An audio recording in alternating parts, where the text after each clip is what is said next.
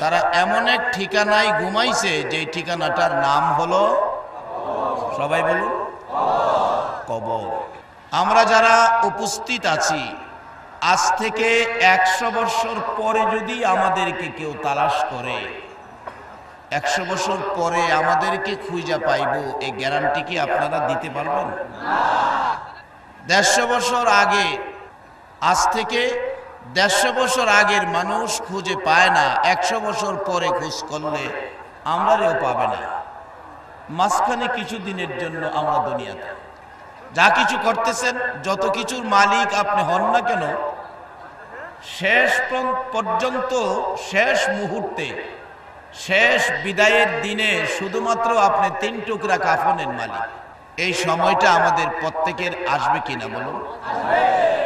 তাহলে কিছুদিনের জন্য যে মালিক আমাদেরকে দুনিয়াতে দিলেন, যার জমিনের উপর আমরা থাকি, দুনিয়াতে কিছুদিন যে কাজের জন্য আল্লাহ আমাদেরকে পাঠাইলেন, আমরা আসলে এই কাজ পুরাপুরি করতে পারি নাই।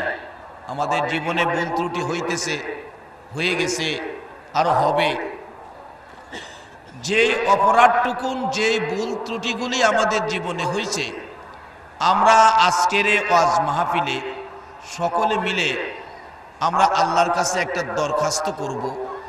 কারণ এটা এমন একটা চাঁদ, যেই চাঁদটার নাম হলো জিলহজ, যেই চাঁদে সমস্ত পৃথিবীর থেকে মুসলমানেরা জীবনের গুনাহগুলো মাপ নেওয়ার জন্য লক্ষ লক্ষ টাকা খরচ করে 1 মাস 1.5 মাস করে থাইকা ওই মক্কা মদিনায় কান্নাকাটি করতেছেন জীবনের গুনাহগুলো মাপ নেওয়ার জন্য।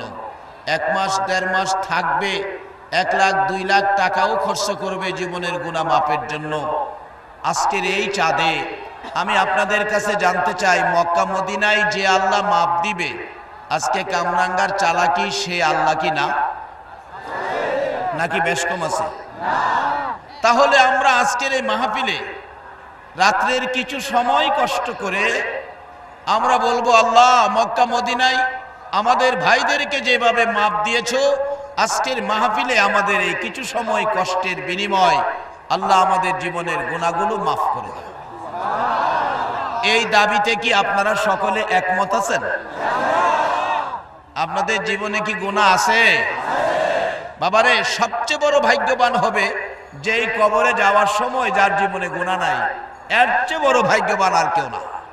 আজকের মাহফিলে যদি আল্লাহ আমাদেরকে মাফ করে দেয়, বলুন আল্লাহর কি কোনো ক্ষতি হবে? মক্কা মদিনায় যেভাবে মাপ দিয়েছে আমরা সেভাবে মাপ চাব। আমরা যারা আজকে বাড়ির থেকে শীতের মধ্যে কষ্ট করে মাহফিলে আসছি, একটা কিছু যদি না নিতে পারি তাহলে তো এই কষ্টের কোন লাভ হলো না। এর বিনিময় তো কিছু নিতে হবে। আমরা যদি নেওয়ার জন্য প্রস্তুত হই, দেওয়ার মালিককে বলুন। মালিকের একটাই কাজ বান্দাকে দেওয়া, একটাই কাজ বান্দাকে দেওয়া, তবে খুশি করতে হবে মালিককে। ইব্রাহিম আলাইহিস সালাতু সালাম এই জিলহজ চাঁদে আল্লাহকে খুশি করার জন্য, দুনিয়ার কাউরে নয়, আল্লাহকে খুশি করার জন্য মিনায় নিয়ে কলিজার টুকরা সন্তান, আপন সন্তানের গলায় ছুরি দিয়েছে, একটাই উদ্দেশ্য, আল্লাহকে খুশি করা। আমরা একটা রাত্রের কিছু সময় দেব আল্লাহকে খুশি করে জীবনের গুনাহ মাফ নেওয়ার জন্য। আপনারা রাজি আছেন তো? আচ্ছা, এই কষ্টের বিনিময়ে আরেকটা দাবি করব আল্লাহর কাছে। সেই দাবিটা হলো, আমরা যেই নবী পাইছি, সুবহানাল্লাহ বলুন, এই নবী যারা পাইছেন, এই নবীর উম্মত যারা হইছেন, এর চেয়ে বড় ভাগ্য আর হতে পারে না। আল্লাহর সৃষ্টির মধ্যে সবচেয়ে বড় সৃষ্টি হলো নবী মুহাম্মদুর রাসূলুল্লাহ। এই নবীর উম্মত যারা হইছেন, আল্লাহর পক্ষ থেকে এর চেয়ে বড় পাওয়ার আর কিছু নাই। যেই নবী শান ও মান কত, দুনিয়ার জমিন থেকে আঙ্গুল ইশারা করলে আকাশের চাঁদ 2 টুকরা হয়ে যায়। পৃথিবীতে এমন কোন শক্তি আছে আকাশের চাঁদটা 2 টুকরা করবে? থাকলে বলুন। কিন্তু আমাদের নবী এই কাজটুকুন করেছে।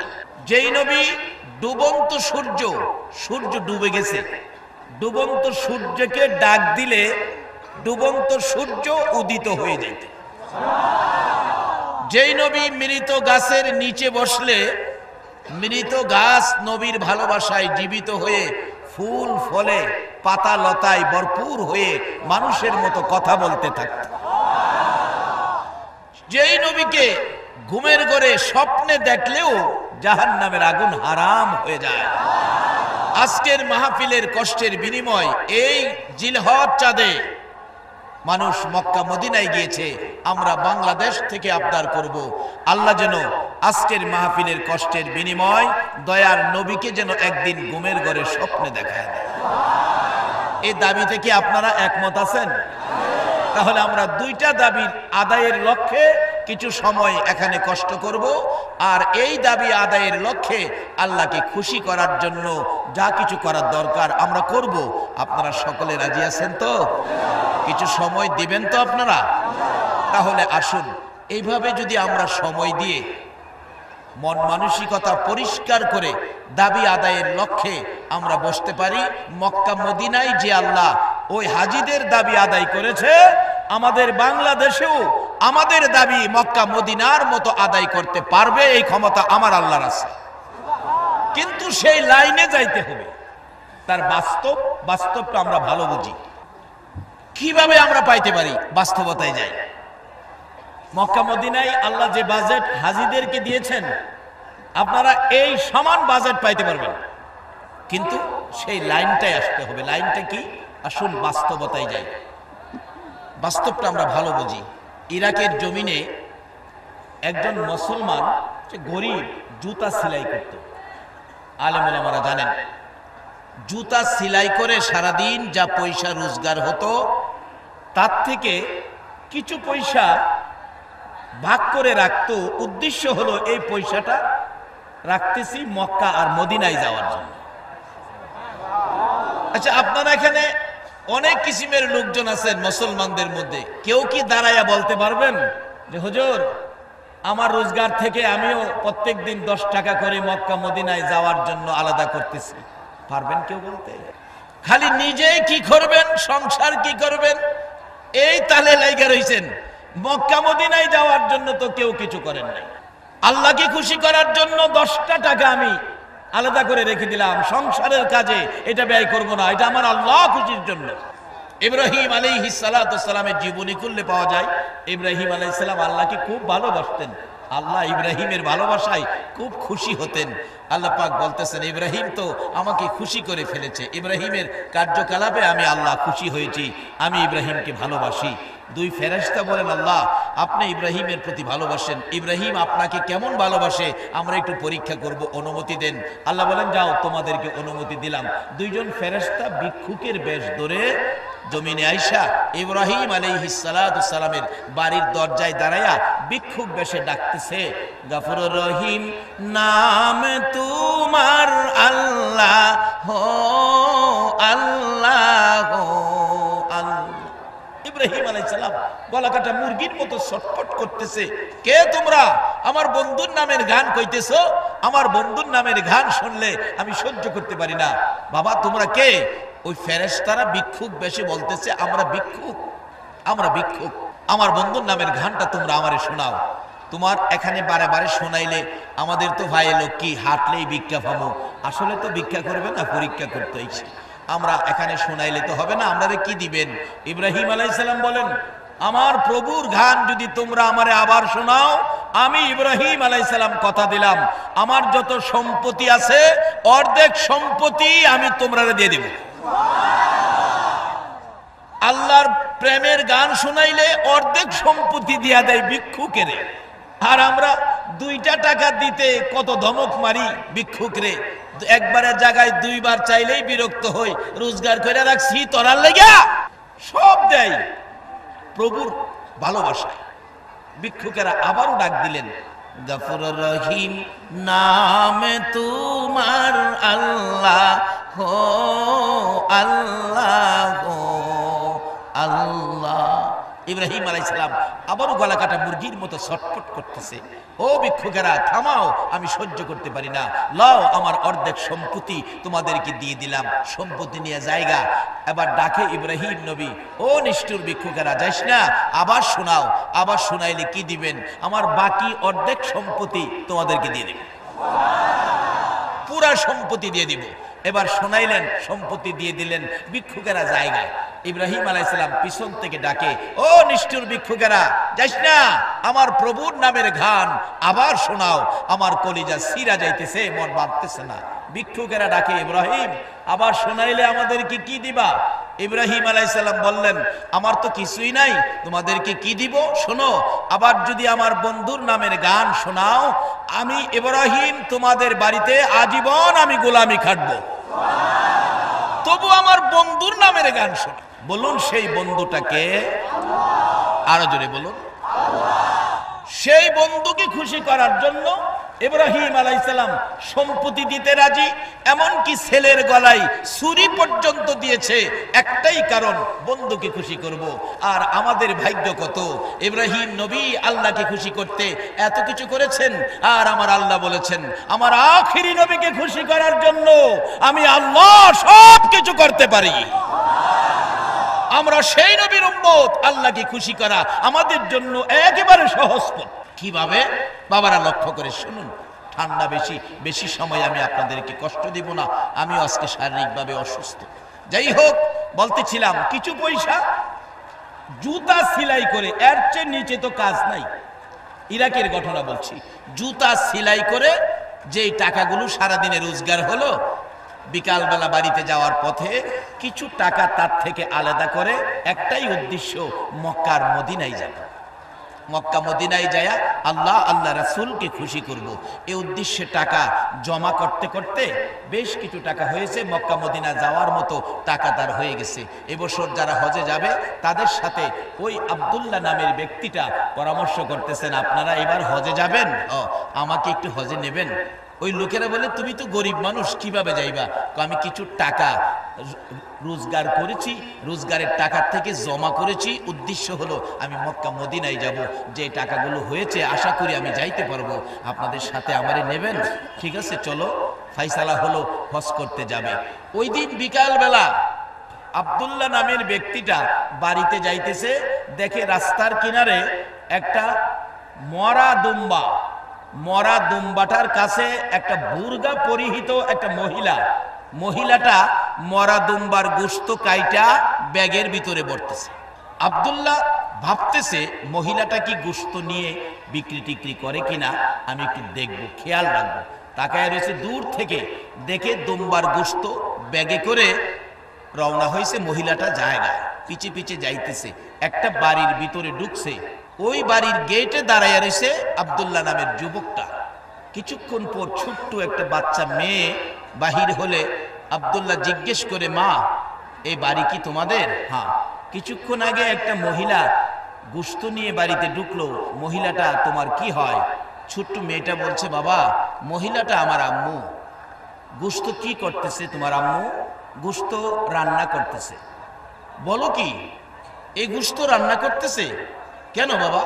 গোশত তো রান্না করবেই, গোশত তো মরা দুম্বার গোশত, এগুলি রান্না করতেছে। ওই বাচ্চা মেয়েটা দুইটা চোখের পানি ছেড়ে দিছে, বাবা গো মরা দুম্বার গোশত হইলেও আমরা খাইতে পারবো, আপনারা খাইতে পারবেন না। আমরা আওলাদে রাসূল, রাসূলের বংশের লোক, আমরা কারো কাছে হাত পাততে পারি না, ভিক্ষা করে খাইতে পারি না, কারো কাছ থেকে চায়া আমরা কোনো জিনিস আনতে পারি না, সেটা আমাদের জন্য জায়েজ নাই। আজকে ৩-৪ দিন পার হয়ে গেছে, আমাদের চুলায় আগুন জ্বলে না, না খায়া থাকতে থাকতে আমাদের কষ্ট দেখে আমার মা মরা দুম্বার গোশত এনে রান্না করতেছে আমাদেরকে খাওয়ানোর জন্য। বাবা গো, এ ব্যাপারে আপনি চিন্তা করেন না, আমরা খাইতে পারবো, আপনারা খাইতে পারবেন।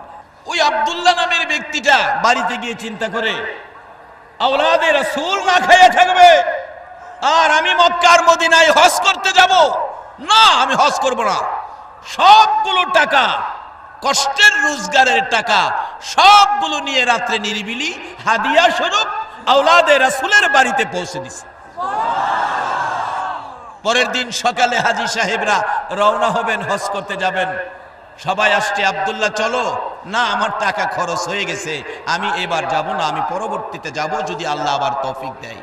সকল হাজিরা হজ করতে গেছে। ইতিহাস লেখে ওই বছর সারা পৃথিবীর থেকে 5 লক্ষ হাজি মক্কা মদিনায় হজ করতে আসছিল, কিন্তু ইরাকের লোকগুলো হজ করতে গেছে, আব্দুল্লাহ তো যায় নাই। কিন্তু খানায়ে কাবা তওয়াফ করতে গেলে তারা দেখে সকলের আগে আগে আব্দুল্লাহ ঘুরতেছে। কি ব্যাপার, এত কইলো আসবে না, কিন্তু আমাদের আগে তওয়াফ শেষে তালাশ করে নাই। নামাজের সময় হলো, নামাজে দাঁড়াইছে, নামাজের আগের কাতারে দেখে আব্দুল্লাহ দাঁড়াইয়া রইছে, নামাজ শেষ করে ধরবে নাই। মদিনায় গেছে, জামাতের আগের কাতারে আব্দুল্লাহ, সালাম ফিরাইয়া দেখে নাই। এই ব্যাপারে তারা টেনশন করতেছে, ঘটনাটা কি হলো। হজ শেষ করে ইরাকে ফিরলো, ফিরে সবাই গেল আব্দুল্লাহর বাড়িতে। তুমি না বলেছো হজ করতে যাবে না, তোমারে তো আমরা সবাই দেখলাম, ঘটনাটা কি? আব্দুল্লাহ বলেন, আমি তো হজ করতে যাই নাই।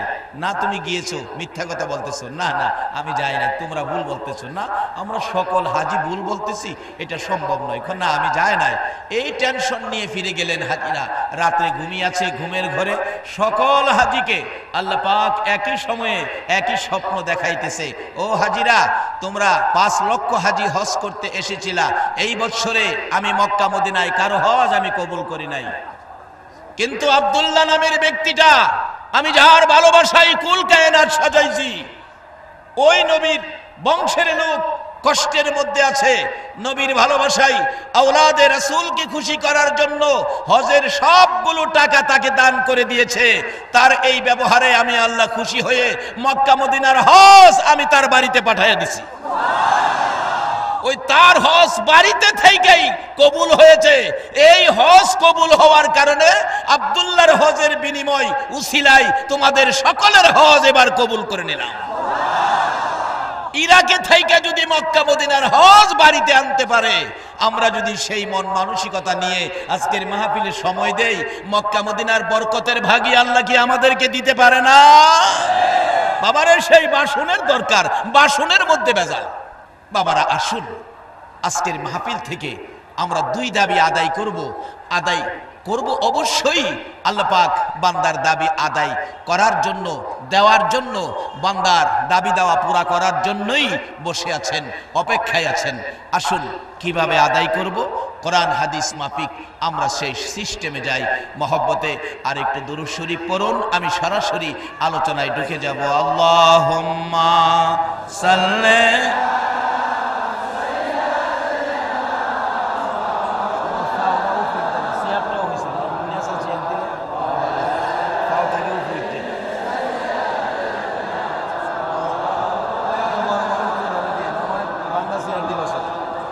Allahumma salli ala Maulana Muhammad wa ala ali Sayyidina নবীর মায়া ছেড়ে মানুষ কোথায় আছো বুঝি না, তোমার মায়ায় কান্দে নবী, তোমার মায়ায় কান্দে নবী, শুয়ে সোনার মদিনা। আল্লাহুম্মা সাল্লি সাইয়্যিদিনা মাওলানা মুহাম্মদ ওয়া আলা আলি সাইয়্যিদিনা মাওলানা বালাগাল উলা বিকামালিহি কাশাফাত দুজা বিজামালিহি হাসনাত জামিউ খিসালিহি সাল্লাল্লাহু আলাইহি। বাবারা ভাইরা, আমি পবিত্র কোরআন শরীফ থেকে সর্বপ্রথম তেলাওয়াত করেছি, ওমা খালাকতুল জিন্না ওয়াল ইনসা ইল্লা লিয়াবুদুন। এটা সরাসরি কোরআন, আল্লাহ নিজে মানুষ এবং জিন জাতির উদ্দেশ্যে ওয়াজ করেছেন। সেই ওয়াজটা হলো মানুষ এবং জিন জাতিকে সৃষ্টি করার পিছনে একটাই কারণ, কারণটা হলো কি, ইল্লা লিয়াবুদুন। মানুষ এবং জিন এই দুই জাতি করবে আমি আল্লাহর ইবাদত, আর সকল মাখলুকাত করবে তাদের খেদমত। সব করবে ইবাদত আর সকল মাখলুকাত করবে তাদের খেদমত। বলুন, সকল মাখলুকাত আমাদের খেদমতে আছে কিনা? সবাই যেমন কইলেন না। চন্দ্র সূর্য তারাও মাখলুক, সৃষ্টি করছে আল্লাহ। বলুন, তারা আমাদের খেদমতে আছে কিনা? একটু ভিন্ন করছে। আজকে হয়তো সূর্য অনেকে দেখেন নাই। বলুন তো অবস্থাটা কি? আরামে আছে না কিছু বেজার লাগতেছে? একটা দিন সূর্য খেদমতে ডিস্টার্ব করতেছে, কত কষ্ট। যাদের শীতের কাপড় অভাব তারা বুঝতে পারতেছে কি যে অবস্থা যাইতেছে। এইভাবে সূর্য দিয়েছে আমাদের খেদমতের জন্য। আজকে বিদ্যুতের বাতি জ্বালান, 3 মাস যদি একটানা বিল না দেন লাইন কাইটা দিবে কোম্পানি। আর এই যে বছরের পর বছর, শত শত বছর এই যে সূর্যের আলো ব্যবহার করতেছেন, কোনদিন কি আপনাদের বাড়িতে একটা বিল আইছে? আল্লাহু আকবার বলুন। আমার আল্লাহ বলছে, শুধু একটা দেখতেছো কেন? আমি সূর্য দিলাম, চন্দ্র দিলাম, তোমাদের খাবারের জন্য ফুল ফলে সমস্ত পৃথিবী সাজাইলাম, নদী নালা খাল বিল মাছ দিয়ে তোমাদের জন্য ভরপুর করে দিলাম, জমিন দিলাম তোমরা ফসল করে খাবে, বৃষ্টি দিব আকাশ থেকে রহমত পাবে, সব কিছু আমি দিলাম। কিন্তু একটা জিনিস আমি চাইলাম, সেই জিনিসটা হলো ইল্লা লিয়াবুদুন, তোমরা আমার ইবাদত করো। আজকে বাস্তবে আসুন, আল্লাহ যে জিনিসটা আমাদের কাছে চাইছে এটা আমাদের দেওয়া দরকার কিনা বাস্তবতে আসুন। আমাকে দাওয়াত দিবেন ওয়াজ করার জন্য, শারীরিক অবস্থা ভালো না, তারপরেও কিন্তু আমি ওয়াজ করতেছি। আর যদি ওয়াজ না করে খায়া একবারে কম্বল গায়ে দিয়ে ঘুমায় থাকি, আর আপনারা হাজার হাজার মানুষ এখানে বসে থাকেন, এবার কমিটির লোক এসে বলছে, হুজুরে আনছিলাম দাওয়াত দিয়ে ওয়াজ করবার লাগিয়া, হুজুর তো ঘুমাই রয়েছে, ওয়াজ করতো না, আপনারা কি আমারে ভালা কইবেন? মৌলবী ফেটটা মৌলবী আনছ, খায়া ঘুমাইছে, আমরা হেন বই রয়েছি ওয়াজ করবার লাগিয়া, ওয়াজ করতো না, আমরা কি লেগাইছি? সকলেই দেখবেন ভিনভিনি ভিনভিনি করে আমারে খারাপ কইতে কইতে যাইবেন না। তা আপনাদের কাজে আমারে ডাকলে আমি যদি অসুবিধায় পড়ে না আসি, এরপরও আপনারা ফেনফিনি বেনফিনি করবেন যে আল্লাহ আপনাদেরকে সব কিছু দিয়া একটা জিনিস চাইছে, এটা যদি আপনারা আল্লাহরে না দেন, আল্লাহ কি খুশি হবে না বেজার হবে? এ সমস্ত বিপদ কেন আসবে? একটাই কারণ, যেই কারণে আল্লাহ আমাদেরকে দুনিয়াতে পাঠিয়েছে আমরা সেই কাজগুলি করি না, ইবাদতের জন্য পাঠিয়েছে আমরা ইবাদত করি না। আর যদি আমরা সেই আল্লাহর গোলামিতে যাইতে পারি, আল্লাহ বিপদ থেকে আমাদেরকে হেফাজত করতে পারবে কিনা বলুন? তার বাস্তবতায় আমরা যাই, বাস্তবটা ভালো বুঝি। বাস্তব কাহিনীটা কইতে গেলে তো মহিলাদের ভাগ্য ভালোই যাবো, কি কইতাম না, এটা বাদ দিলাম।